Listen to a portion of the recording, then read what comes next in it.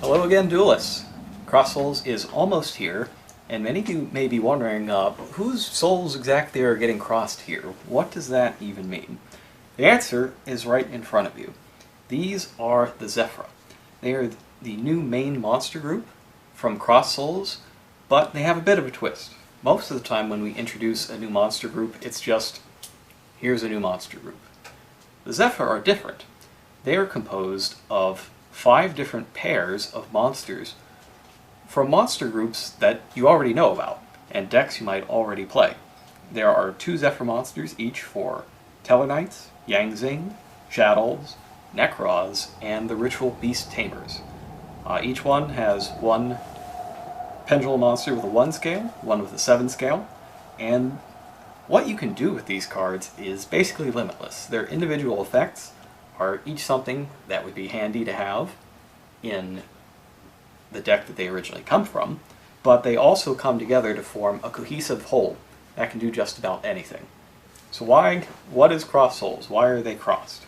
Each of these 5 decks has its own sort of mechanical soul that tells you how the deck's going to work. Tellarknights are an Xyz Summoning deck. Zing are a Synchro Summoning deck. Shaddolls fuse using spell cards like regular fusion monsters. Ritual Beast Tamers contact fuse like Neos did in the Gladiator Beasts. And Nekroz monsters ritual summon. When you play a Zephra deck, you get access to all of those different summoning types at once, in addition to Pendulum Summoning, which is something that none of those 5 decks would have on their own. So you can take each pair of monster and put it back in its original deck, and that'll work just fine, and we'll talk about different ways you can do that later, and ways that you can help bridge the gap between strategies with them. But for this video, let's talk a little bit about what happens when you play all of them together as a Zephra deck. So, you have 2 Tellarknights.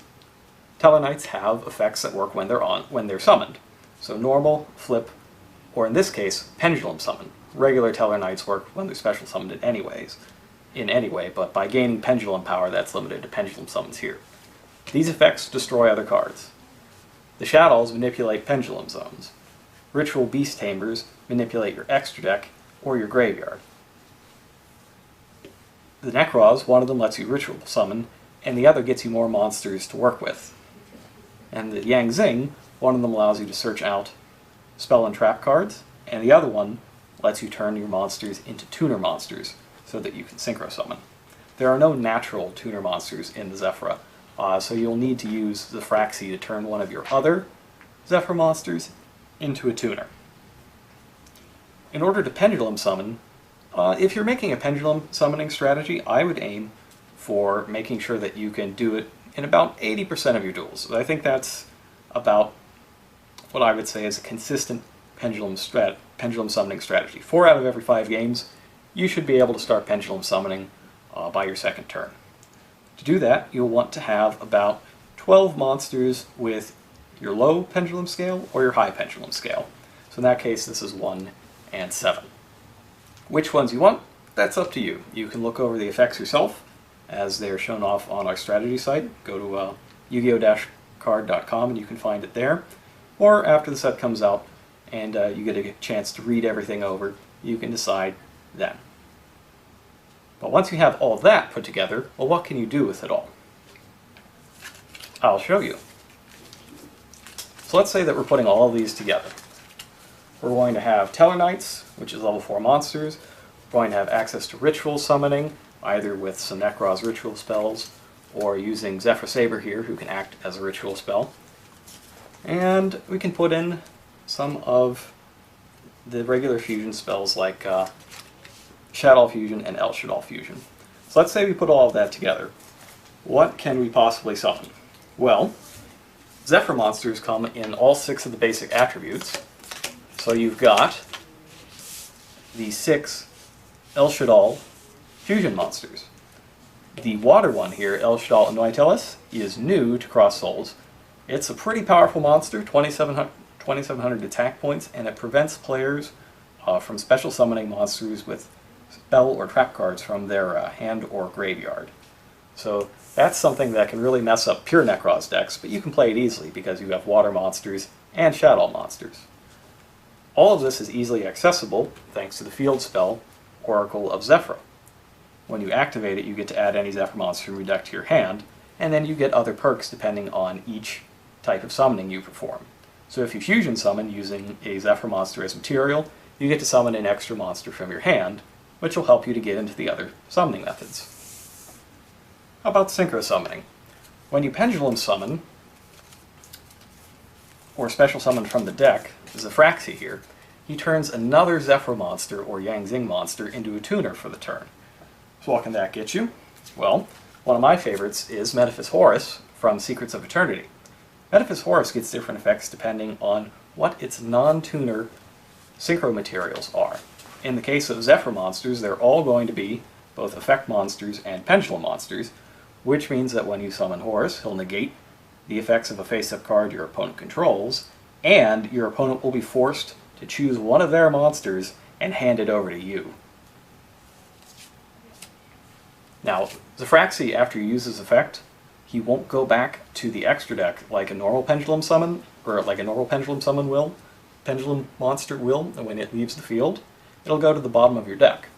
But again, if you've got the Oracle of Zefra out, its ability when you Synchro Summon lets you take any monster from your deck and put it on top. So you can just pick Zefra, put it back on top of your deck, and Pendulum Summon and Synchro Summon every single turn. In addition to Metaphys Horus, you've got the two Zing Synchro monsters from Duelist Alliance and the new Challengers that you already know about. And there's the new Clearwing Synchro Dragon from Cross Souls, which has two abilities that are kind of similar to Stardust Dragon, except he's level 7. Finally, there's a new Zing Synchro monster, Qiaofeng, and he can be summoned using the two Zing monsters here to lock down monster effects of certain attributes. So we've got, what, 11 cards here that go in the extra deck? Can we find 4 more? Sure can. We haven't used any Xyz monsters yet, and we're running tellarknights. We can add Tellarknight Deneb to help us with our Pendulum Summoning, or with our Xyz Summoning, and to fetch various Pendulum monsters. And if we do that, we can add these last 4 cards, get our extra deck up to 15. You already know about Deltaros, he's from Duelist Alliance, and Stellar Knight Constellar Diamond was a big hit from Secrets of Eternity, so you probably already have him as well. Constellar Pleiades, back from Hidden Arsenal 7. So how do you summon that when none of these monsters are level 5 light monsters? You can accomplish that thanks to the new Tellarknight from Cross Souls, Tellarknight Ptolemaeus. He's got 3 abilities. One lets him attach more materials to himself from your extra deck, as long as they're Stellar Knights. So you could use these other 2 monsters as materials, or if you have Stellar Knight Zephra in your extra deck, you can put it on there as well. If you detach 3 materials during either player's turn, you can rank him up to a rank 5 Xyz monster that isn't a number monster. So that's how you get Constellar Pleiades out. And if you can keep Tellarknight Ptolemaeus around long enough to load him up with 7 materials, you can detach them all to skip your opponent's next turn. Furthermore, whenever you Xyz Summon, you get to cycle through your deck to get to the cards you need faster. Because when you Xyz Summon using a Zephra monster as material, you get to draw a card and then discard a card. But that's only 3 out of the 4. What about ritual monsters? Well, we've got Zephyr Saber, and he can be used as a ritual spell. And you can also go ahead and play maybe a Nekroz Mirror or a Nekroz Cycle, or both if you want. And that'll give you access to monsters like these. There's a good chance that you've seen a lot of these 4 lately. Nekroz of Unicorn is the easiest one to summon. It can get you back some of your Zephra monsters from the graveyard if you use them as fusion materials. Nekroz of Valkyris lets you draw more cards, and if you Pendulum Summon first, and then tribute those Pendulum monsters to use Valkyris' effect, they'll go back to the extra deck while you draw 2 cards, and they'll be ready to Pendulum Summon back again next turn. Nekroz of Brionac is more useful for its ability to get your Pendulum monsters out of your deck to set up your Pendulum Summons. And Nekroz of Trishula is devastating every single time it hits the field. But not as devastating as Nekroz of Sophia here. Now she's a little bit complicated. To use her effect, you need to ritual summon her using monsters of 3 different types. She's level 11, and it's much easier to do in a Zephra deck than it would be to do in the Nekroz deck itself, because there are so many monsters of different types with levels that'll match up. 4, 4, and 3 is probably the easiest way to pull that off. You can pendulum summon them one turn, protect yourself for another turn with, say, one of these 2 trap cards. Zephra Defiant Strike, which lets you negate spells, traps, or monster effects, or Chosen of Zephra, which powers up all of your monsters based on the number of face-up monsters in the extra deck that are Zephra. Once you do that, when you ritual summon Nekroz of Sophia, you get to banish all of your opponent's cards from their hand, their deck, and their graveyard, and you will most likely win right afterwards, thanks to your 3,600 attack points, and the fact that you have 2 active cards in your Pendulum Zone to pendulum summon with. And if that's not enough, anytime you ritual summon regularly using a Zephra monster, you'll get to shuffle any monster your opponent controls back into the deck. So you can have all of that in one deck if you play with the new Zephra monsters. Of course, you could also just add them to the decks you already play, which we'll talk about at a later date. If you want more strategy tips, go ahead and check out our strategy site off of Yu-Gi-Oh!-card.com.